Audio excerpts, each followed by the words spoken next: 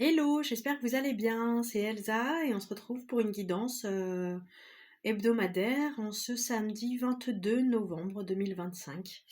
Ça y est, le froid est là et la neige également en cette fin de semaine. J'ai envie d'aller voir un message du petit oracle Magic Soul de Eve Corrigan. Je le prends pas souvent, on va aller voir un petit message à découvrir. J'espère que vous allez bien, que tout se passe bien et que vous vous portez au mieux. C'est tout ce que je vous souhaite. Alors, on a comme message les flammes de vie, feu. Là où il y a un désir, naît une source de vie. Sois à l'écoute de tes aspirations, car elles t'impulsent l'envie et la détermination d'incarner ta raison d'être. Elles subliment tes talents pour t'élancer vers ta vie rêvée avec aisance et combativité. Alors, si je dois résumer la carte, ça serait en fait, suis ton cœur, ta magie, ton envie de création, de créativité. En gros, suis ta boussole intérieure qu'est la joie, ton feu intérieur et ne lâche pas ce guide, ce fil qu'est la joie, qu'est l'envie de créer, qu'est la joie de partager. Est-ce qu'on a un autre message à recevoir du petit oracle Magic Soul? J'ai pas vraiment l'impression. Ah. Dernier quartier, libère-toi. Il y a des attentes qui nous donnent des ailes et d'autres qui nous les coupent. Laisse s'en aller celles qui te pèsent. En gros, laisse s'en aller les attentes qui te pèsent. Tu as besoin de t'en libérer pour avancer. Tu as besoin de tes ailes pour t'envoler vers tes rêves. C'est beaucoup question ici de s'envoler vers ses rêves, d'être, comment dire, libre, d'être léger. Et ouais, libre, léger et en pleine capacité de ses potentialités pour discerner ce qui nous correspond de ce qui nous correspond pas ou plus. J'ai envie d'aller voir un message du petit oracle de la numérologie, le pocket oracle même. Voilà, ça ressemble à ça. C'est beaucoup dans les petits oracles là pour l'instant. Alors, c'est des petites cartes comme ceci. Et après, on tire et ça correspond à un chiffre et, qui symbolise une énergie, un message qu'on a à recevoir. Donc, va là où ton cœur, ta joie, ta boussole intérieure, ton feu intérieur te guide et trace en fait. Fais preuve de persévérance.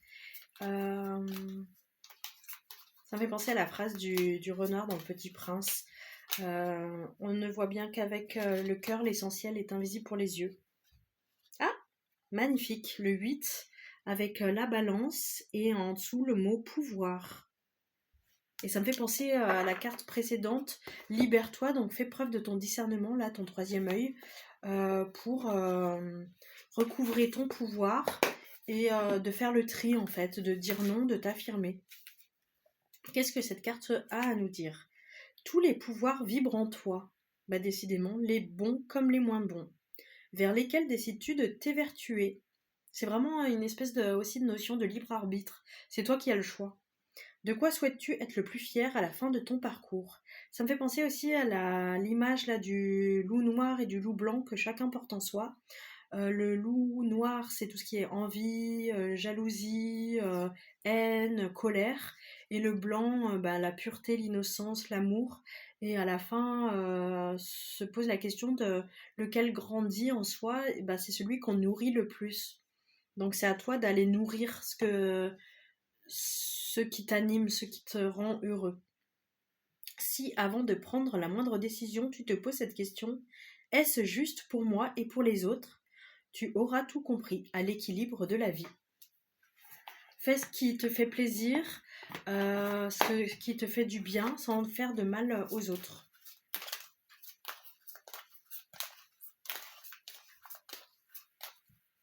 tout est interconnecté, interdépendant.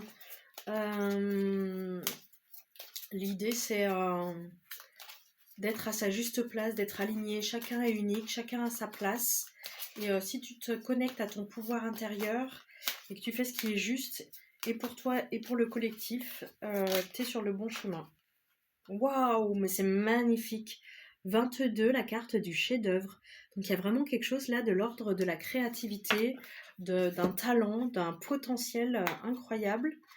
Et si tu écoutes cette petite voix intérieure. Tu es l'artisan méritant de ta vie.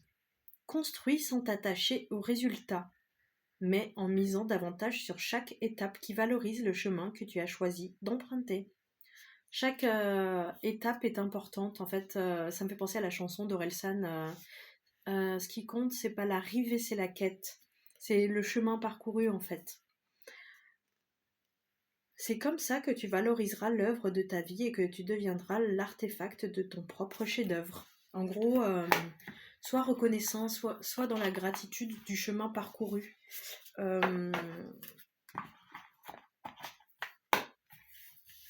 Reconnais ta valeur, reconnais ton parcours et tout ce que tu as dû faire, tu as dû traverser, tu as dû mettre en place pour arriver là où tu en es. J'ai envie d'aller voir un message du tarot Rider-Waite. Petit oracle. Aussi, pocket. On commence par les pockets. Ok. Donc, c'est plutôt un beau tirage là qui s'annonce. Tu as un potentiel infini de créativité en toi. À toi de le nourrir, de le chérir, d'en prendre soin et de le mettre en œuvre en fait. Il n'y a que toi qui peux le faire en fait, ça t'appartient. Tu en as la responsabilité en fait, tu as le droit et même je le vois presque comme un devoir en fait là, de le libérer, de le mettre à la portée de tous. Waouh, l'as de bâton, donc un nouveau commencement. Une nouvelle action en fait, une nouvelle opportunité d'action et le 2 de bâton plus quelqu'un qui a travaillé et qui attend en fait le fruit de son travail en fait. Le roi d'épée, donc quelqu'un qui tranche, quelqu'un qui sait ce qu'il veut. Alors l'as de bâton, j'aime bien aller voir quand même les petits mementos. Qu'est-ce que ça veut nous dire, l'as de bâton? Pour moi, c'est le nouveau commencement. Bâton fleuri et bourgeonne, symbolisant la créativité, la passion et des débuts prometteurs. Bah, décidément, c'est vraiment ça, quoi. Les petits bourgeons. Signification essentielle, désir, passion, excitation, motivation. Avoir l'opportunité de lancer un projet ou une entreprise créative. Être dans le domaine qui nous passionne. C'est vraiment le thème. Message de la carte. L'as de bâton parle de désir et de passion en général. C'est une carte pleine d'énergie, évocatrice d'initiative et de potentiel, voire de désir sexuel. Oui, ça fait un peu le symbole phallique quand même. J'en dirai pas plus. Le 2 de bâton. Un homme tenant une map monde scrute le paysage devant lui. Donc ça, c'est bien ce qu'on voit. Signification essentielle, évaluation, planification, observation. Message de la carte, vous devez décider de la manière dont vous comptez poursuivre vos ambitions avant de passer à l'action.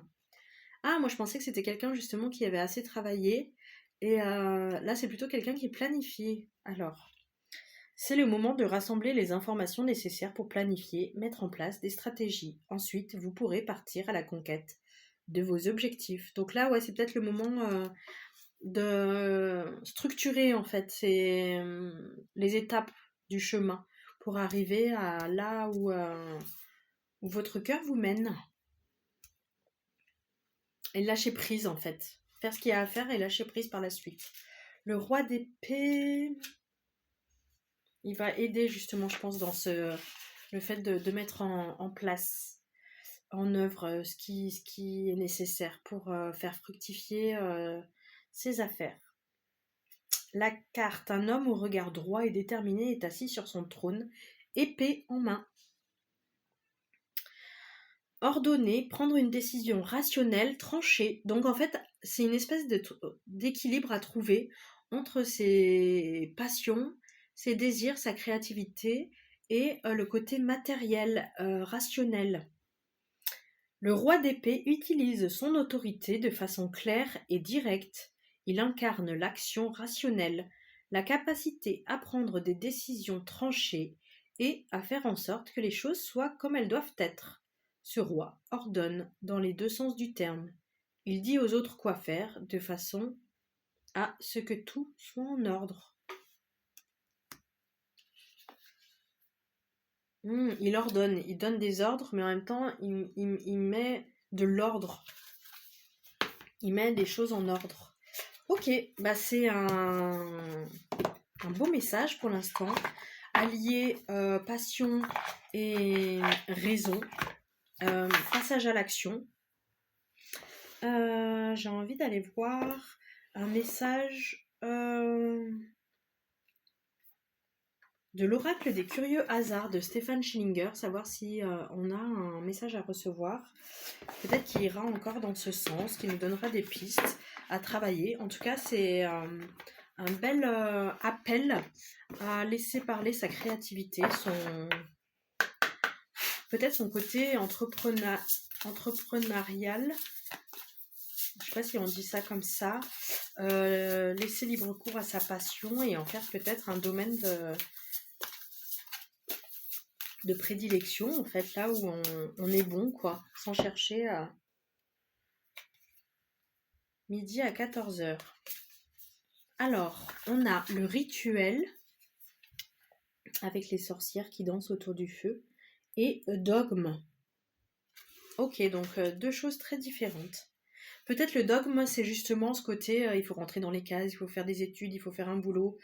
Et en fait, on rentre dans cette espèce d'injonction de la société, des parents, de la vie sociétale. Et peut-être c'est un appel à justement s'émanciper de cette vision de ce que devrait être la vie. Que ton âme a envie peut-être d'autre chose. Et t'appeler à autre chose même. Si tu l'écoutes, tu peux peut-être faire de grandes choses. Dans quel dogme non questionnable me suis-je construit ? Quels sont ceux que je ne questionne plus ? Tout dogme, toute religion ou idéologie ne feront que se mettre en travers du chemin entre l'humain et son éveil spirituel.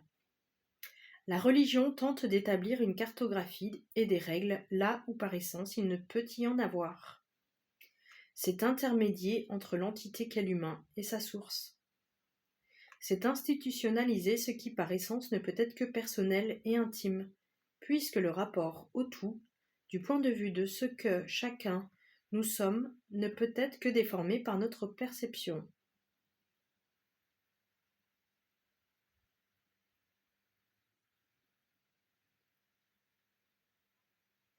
Le dogme, c'est l'expérience d'une ou plusieurs personnes appliquées aux autres. Donc en fait, quelque chose de très subjectif, en fait, c'est appliqué comme une règle valable pour tous. Il les distancie ainsi de la nécessité absolue de faire leur propre expérience, sans influence de narratif externe. En gros, ça castre quelque part. En fait, c'est une histoire de castration.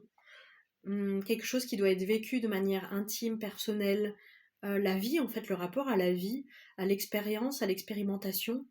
On te dit non, c'est pas la peine, nous on l'a déjà fait, et c'est comme ci, comme ça que ça doit être fait. C'est un peu le rêve personnel planétaire expliqué dans l'introduction des 4 accords Toltec. On t'impose en fait quelque chose qui est censé être vécu pleinement par l'individu. La religion, c'est croire en l'expérience d'un autre. La spiritualité, c'est faire la sienne. La religiosité dogmatique est un des grands symptômes du manque de foi, d'absence de sentiments mystiques et donc d'amour. Le religieux va chercher dans l'expérience d'un autre ou dans un livre l'expérience qu'il ne peut ou ne veut pas avoir lui-même. C'est la graine de la dépossession de sa propre responsabilité spirituelle. C'est un peu ce qu'on disait en gros au début du tirage, c'était vraiment prendre sa responsabilité, prendre sa vie en main avec son unicité, ses hauts, ses bas, ses parts d'ombre, de lumière, ses qualités, ses défauts, et c'est faire un équilibre de tout ça. Le spirituel, le matériel, le rationnel et l'irrationnel, la créativité et l'ordonnancement, la logistique. Ces questions mentalisées émanant d'humains baignant dans l'insécurité existentielle donnent lieu à d'autant plus de religions qui priment alors sur la valeur de l'expérience directe. Le religieux a peur du mal, le spirituel est celui qui l'a intégré et transcendé.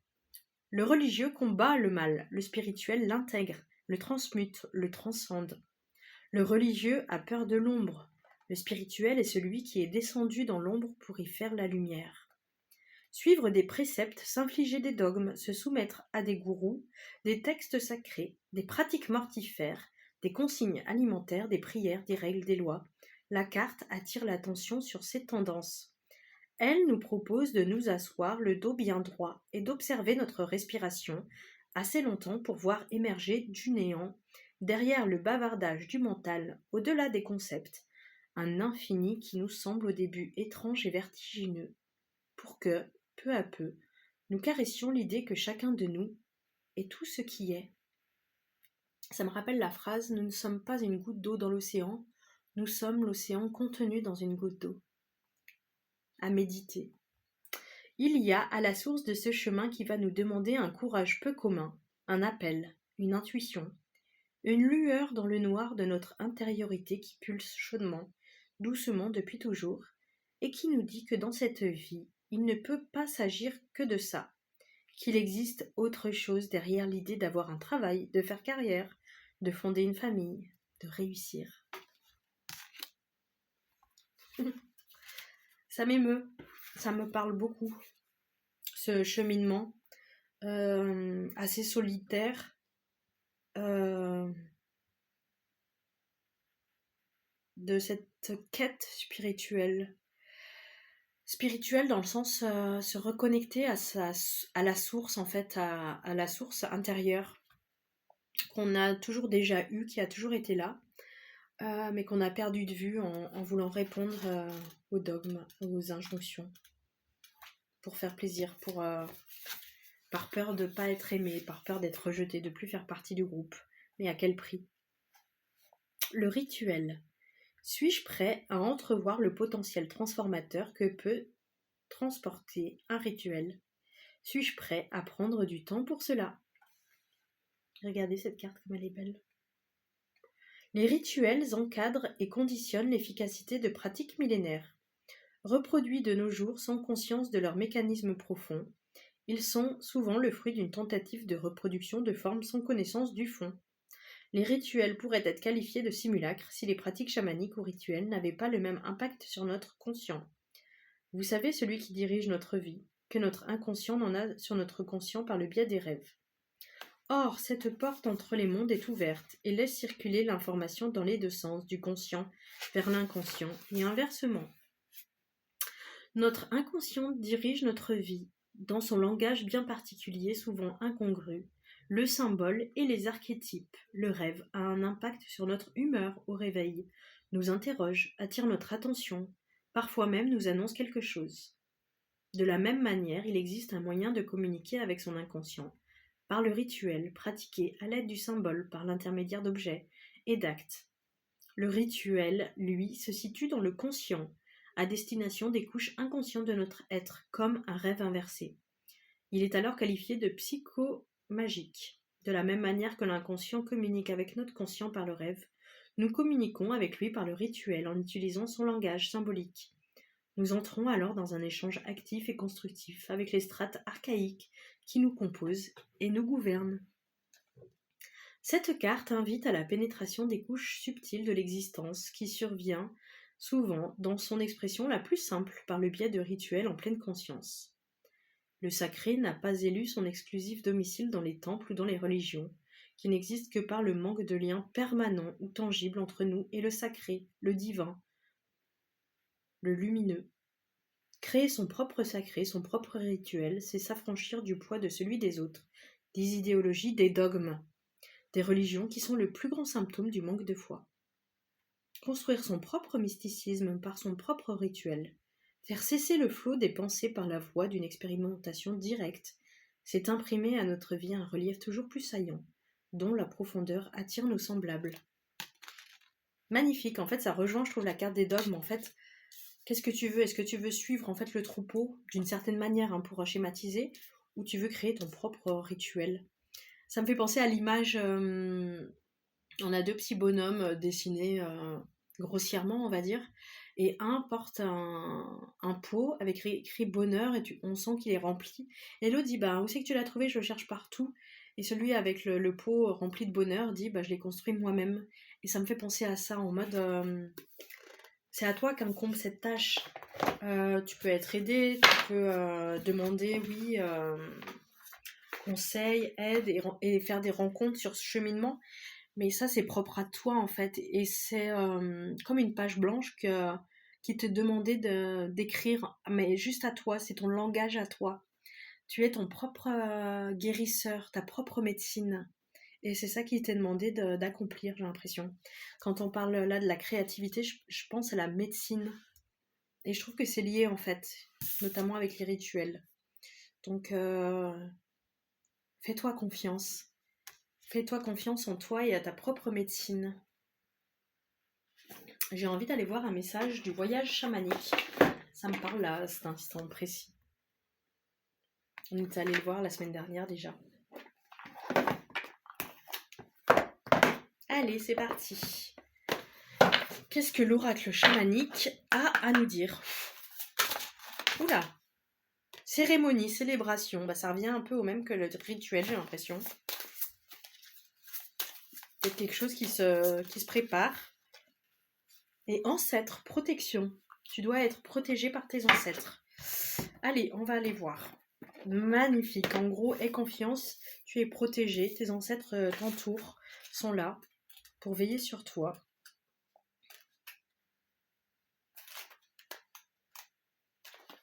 Alors, ancêtres, protection. Je vais commencer par ça, par cette carte.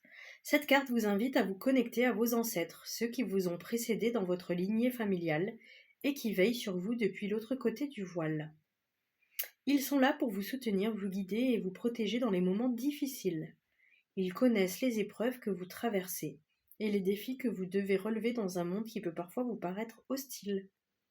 Vous n'êtes pas seul, vous faites partie d'une chaîne de vie qui remonte à la nuit des temps. Vous pouvez faire appel à vos ancêtres pour recevoir leur sagesse, leur force et leur bénédiction. Ils sont toujours prêts à vous aider, il suffit de le leur demander. Pour renforcer ce lien avec vos ancêtres, vous pouvez créer un autel avec des photos, des objets ou des symboles qui les représentent. Vous pouvez aussi allumer une bougie ou de l'encens en leur honneur, leur parler à voix haute ou dans votre cœur, ou encore méditer en visualisant leur présence autour de vous. En vous connectant ainsi à vos ancêtres, vous aurez le sentiment d'être protégé, d'appartenir à quelque chose de plus grand que vous, et de donner du sens à votre propre existence. Vous comprendrez que vous êtes le fruit de leur héritage et que vous avez une mission à accomplir sur cette terre. Votre message. Même si votre situation actuelle peut paraître effrayante ou précaire, soyez rassurés. Vos ancêtres vous protègent et vous aident sur votre chemin avec amour et bienveillance. Gardez confiance et tout ira bien. Dans ce moment où vous pouvez peut-être vous sentir seul, c'est un appel un peu à sauter le pas, à faire un saut quantique, un saut, une espèce de pari dans la vie, dans soi, dans ses capacités, ses potentialités. On vous dit de vous connecter si vous avez peur, en fait, et ils seront là pour vous épauler, pour pas que vous vous sentiez seul. Et enfin, cérémonie, célébration. Aujourd'hui, il est important de vous amuser, de célébrer cette belle journée. Après tout, il est difficile de se réjouir de notre situation quand on se focalise uniquement sur ce qui ne va pas. Exactement. On peut aussi se laisser envahir par la routine et prendre tout pour acquis, même les choses les plus exceptionnelles. Cette carte vous rappelle qu'il est toujours préférable de célébrer votre vie et tout ce qu'elle contient de positif, vos amis, votre famille, votre confort, vos passions. Même si votre situation actuelle est compliquée, il y a fort à parier que de nombreuses personnes dans le monde traversent des circonstances bien pires. Le fait de célébrer votre existence vous mettra non seulement sur une vibration plus haute et plus joyeuse, mais grâce à la loi d'attraction, attirera toujours plus de choses positives que vous aurez également envie d'honorer, créant ainsi un cercle vertueux. Votre message, célébrez toutes les belles choses qui font partie de votre vie, avec joie et gratitude. Partagez ces réjouissances avec ceux que vous aimez et vous attirerez ainsi toutes les énergies positives et le soutien dont vous avez besoin. La vie est belle. Magnifique. Voir le verre à moitié plein plutôt qu'à moitié vide, sans être dans un truc de béni oui oui, de bisounours, que tout va bien et dans la fuite en fait de la réalité, mais se dire qu'en fait c'est nous qui sommes responsables de notre vision du monde, nous et nous seuls, et qu'est-ce qu'on a envie de nourrir en fait, est-ce qu'on a envie d'être aigri, pas content, en colère, ou est-ce qu'on veut justement donner de l'importance à ce qu'il y a de beau dans notre vie, euh, dont on peut être content, satisfait. Une espèce de satisfaction de soi, mais pas une satisfaction orgueilleuse, une espèce de satisfaction de je me satisfais de ce que j'ai et j'en suis content. J'ai envie d'aller voir un oracle de la forêt sacrée. Du peuple animal, pardon. Du peuple animal. C'est parti, on y va, je suis trop contente. Ça fait un petit moment que j'avais pas tiré cet oracle. Après les ancêtres et la cérémonie, les dogmes et le rituel, qu'est-ce qu'on a à avoir comme message de l'oracle du peuple animal d'Arnaud Rioux? Je vous remonte du coup le... Waouh. Waouh. L'oracle. Avec ce magnifique cerf. Est-ce qu'on peut avoir un message en ce samedi 22 novembre 2025 qui complète, qui vient conclure ce tirage, qui nous invite à plus d'affirmation de soi, de prise de risque, en fait, d'oser être soi, d'oser se montrer tel que l'on est, avec nos parts d'ombre et de lumière, nos qualités et nos défauts. Pas avoir peur d'être soi, d'être authentique, d'être nous-mêmes. On a plein de belles choses en fait à offrir, à partager, à transmettre. Si on veut bien sortir du dogme, de ce que la société veut nous faire croire de nous-mêmes et des autres. Ce qui sort, je ne sais pas si vous le voyez, c'est le castor. On va aller voir ce que ça nous dit.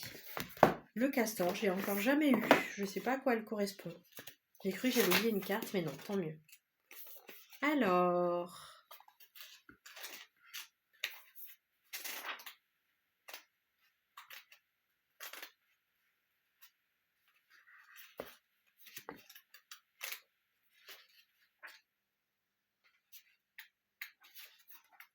Ça y est, je l'ai trouvé. Elle appartient à quelle famille? Le castor, le castor... La famille de l'action. Au-delà de nos concepts, de nos belles théories, de nos idées et de nos valeurs, le passage à l'acte est une dimension fondamentale de notre humanité. Nous avons beau avoir le plus bel idéal, nous ne serons pas heureux tant que nous ne l'aurons pas réalisé. Oui, il y a le monde des idées et il y a le monde de l'action. C'est un peu ce qui nous est ce qui nous est appelé à réaliser. De la même façon, si nous passons à l'action en permanence sans prendre le temps de ressentir à quels besoins fondamentaux correspondent les actions que nous entreprenons, nous ne resterons que dans la dimension superficielle de notre être et notre vie manquera de sens. Notre santé s'appuie sur notre inspiration et notre expiration. Inspiration et expiration. Inspiration, expiration. Plus nous respirons profondément, plus nos perspectives s'élargissent. L'inspiration correspond à l'intuition, la méditation, l'introspection, la sagesse. L'expiration correspond au passage à l'acte, la décision, à l'action compatissante. C'est alors tout un art de passer à l'action en s'appuyant sur une intention claire, sans pour autant y mettre trop de volonté. C'est tout un art de n'être ni dans la procrastination, l'art de remettre à demain ce qu'il serait juste d'entreprendre aujourd'hui. C'est tout un art aussi de travailler quotidiennement sans tomber dans la surchauffe, la dépression ou le découragement. Trouver un équilibre, toujours. La volonté égotique est dure et empêche la fluidité de nos actions. Lorsqu'il tire à l'arc, le samouraï est précis sur le centre de la cible qu'il vise. Toute sa concentration est posée sur la qualité de la posture. Puis, il détend le pouce et l'index et libère la flèche. Il ne met aucune volonté dans ce dernier mouvement. Poser une intention claire et passer à l'acte avec douceur et précision est tout un art. C'est à cet art que nous invite cette nouvelle famille d'animaux. Ça rejoint exactement le tirage qu'on a eu jusqu'à présent, si je ne dis pas de bêtises. Le castor, tu es un enfant chéri de la terre. Construis ta maison pour affirmer au monde que tu es ici, chez toi. On est toujours dans cette thématique. Le castor est le symbole de la construction. Au Canada, ce rongeur est si populaire qu'il est devenu l'emblème du pays et orne les pièces et les drapeaux. L'animal est également l'emblème de plusieurs États des États-Unis, comme l'Oregon. Sa réputation s'étend en Europe où il est la mascotte de plusieurs universités, au Royaume-Uni ou en Belgique. Ce rongeur si attachant mène un mode de vie très sédentaire. Comme l'homme, il aime s'installer dans un environnement favorable, y construire son habitat. Cet habitat comporte des salles de jeu, de repos, différentes entrées et plusieurs bassins. Le castor est un ingénieur capable d'une grande créativité pour réaliser les architectures complexes, ce qui fait de castor un animal posé, dont les habitudes sont planifiées de façon précise. Pour construire son habitat, le castor abat des dizaines d'arbres, détourne les rivières, crée des barrages, forme des lacs et sait retenir l'eau. Une seule famille de castors suffit à dénaturer l'environnement de plusieurs hectares de forêt. Pour autant, s'il change la topologie des lieux, il permet aussi de réguler les cours d'eau. Il crée des structures qui permettent la formation de tourbières, de zones humides nécessaires à la réintroduction d'insectes et de toute une biodiversité, par ailleurs menacée. Le castor est fidèle toute sa vie. Il s'accouple et vit en famille sur le même territoire. En cela, il est le totem de l'engagement, de la construction du clan et de la famille. Les mamans castors coupent des branches d'une trentaine de centimètres qu'elles offrent à leurs bébés. Ces branches permettent aux enfants de se faire les dents. Ces branches, une fois taillées, flottent à la surface des lacs. Ce sont ces bâtons de castor que les Indiens récupèrent. Ils les décorent de cuir et de plumes. Ces bâtons deviennent ainsi les bâtons de parole, qui seront utilisés sous le tipi pour orienter les cercles de parole. Le castor figure comme un puissant symbole de la parole et de la communication. Rencontrer le castor comme animal totem est un gage pour ceux qui souhaitent améliorer leur communication, leur aptitude à prendre la parole en public et affirmer leurs idées. Très beau message.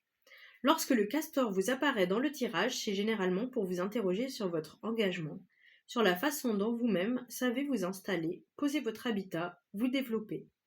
Le castor est lié à la famille d'âmes des bâtisseurs. Le castor passe à l'action. Il incarne la matière. Il vient vous interroger sur vos projets. Savez-vous concevoir vos projets de manière écologique ?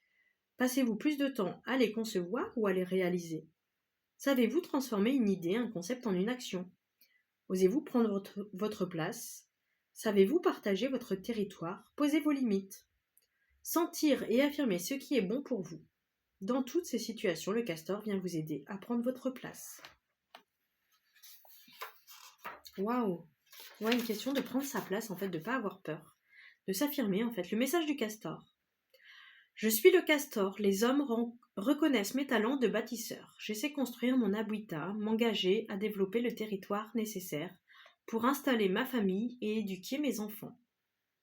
Je viens à toi pour t'aider à prendre ta place. Il ne s'agit pas de pousser du coude par jalousie ceux qui sont déjà bien installés. Il ne s'agit pas de nourrir encore le sentiment d'injustice ou d'en vouloir aux autres de prendre leur place. Je vais t'aider à trouver ta place sur la terre, en contribuant à la construction de ce nouveau monde. Souhaites-tu participer à la construction de ce nouveau monde ? Es-tu prêt à mettre à contribution tes talents, tes qualités au service du grand esprit ? Il ne s'agit pas de se sacrifier aux idoles, de se priver ou de construire pour d'autres.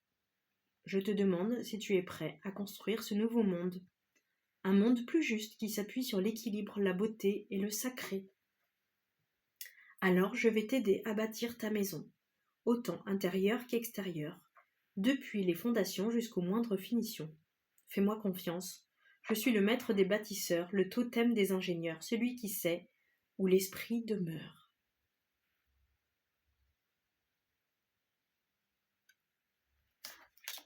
Waouh, c'est puissant.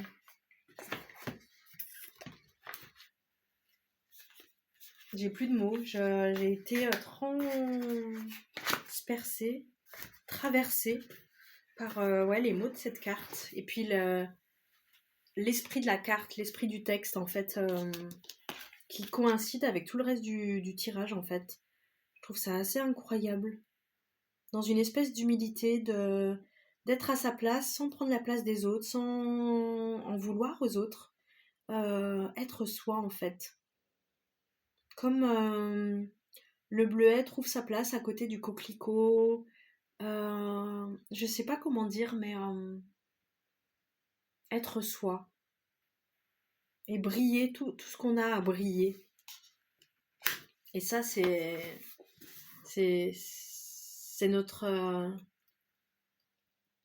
notre destin, selon moi. C'est ce qui nous est demandé, en tout cas. J'ai envie de finir l'oracle par un message de l'oracle de la forêt sacrée de Barbara Sester. J'allais dire Steller. Allez, c'est parti et après j'arrête. J'arrêterai là pour aujourd'hui.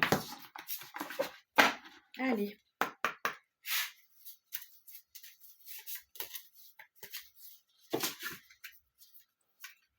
Moi, je vais en tirer 3.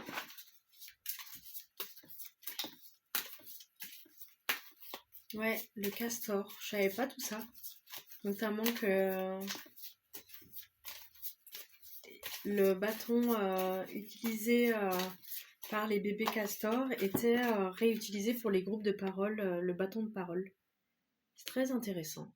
Et notamment qu'il était apte à changer son environnement aussi loin, aussi intensément, quoi. C'est incroyable, mais dans le bon sens du terme. La fée des sous-bois. Allez, c'est parti, on va aller voir ce que la carte a à nous dire. Dites-moi en commentaire si ça vous parle, si vous saviez tout ça. Enfin, n'hésitez pas à interagir avec moi et d'autres. Porte une attention aux petites choses de la vie. La finesse est une force. La fée est une créature ailée qui œuvre avec les autres élémentaires à l'équilibre de la forêt. Précieuse et délicate, elle apprécie la beauté et la pureté. La fée est porteuse d'une énergie cristalline qu'elle met au service des êtres vivants de la forêt. Ambassadrice de l'élément air, elle porte d'un souffle délicat un grand amour pour les êtres blessés. Grâce à elle, un minéral retrouve son éclat et vibre de sa plus belle énergie. En groupe, les fées tissent un voile lumineux dans la forêt qui diffuse des mélodies harmonieuses. J'aime bien la finesse est une force et le fait de porter une attention aux petites choses de la vie. J'ai l'impression que justement la carte du castor, c'est exactement ça qui nous était demandé de comprendre, de capter comme idée, comme information, que ceux à qui on ne prête pas forcément d'attention, ceux à quoi peuvent déplacer des montagnes entre guillemets, quoi, mais en tout cas faire des choses incroyables sans encore forcément qu'on le sache. Et en fait, pourquoi pas nous? Pourquoi pas, quoi? Prendre soin des petites choses. Parfois, il n'est pas nécessaire de faire un gros cadeau, d'attendre une occasion spéciale ou de dépenser une somme d'argent conséquente pour faire plaisir à autrui ou à soi. La fée te rappelle que de petites attentions sont de grands gestes d'amour. Elles ont un impact d'autant plus fort qu'elles touchent une part sensible du cœur. Délicate et cachée, celle-ci se terre pour être oubliée, car elle a été blessée.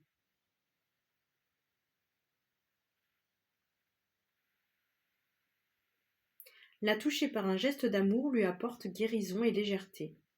La subtilité de cette attention décuple sa portée. La fée t'invite aussi à te détacher du matériel, de la grandeur et d'une vision compétitive de la vie. Nourris-toi de petits gestes tendres et doux, que ce soit pour toi ou pour une autre personne, la terre, un animal. En te reliant à l'énergie des fées, tu sauras voir dans chaque chose du quotidien une merveille de l'univers. La fée te montre enfin qu'une partie de ton être a besoin de lumière. Ton cœur est une pierre précieuse qui a perdu un peu de son éclat. Ressource-toi dans la finesse et la délicatesse, et elle brillera à nouveau. Oui, comme un joyau, l'idée c'est de prendre soin de soi, de son cœur et de son don, comme d'un joyau, d'aller le polisser comme un joaillier. Et si on se faisait un tout dernier petit message du petit oracle des anges de Tony Carmine Salerno. Et après j'arrête là. Demain, j'arrête. Non mais c'est vrai, depuis tout à l'heure, je vous dis j'arrête.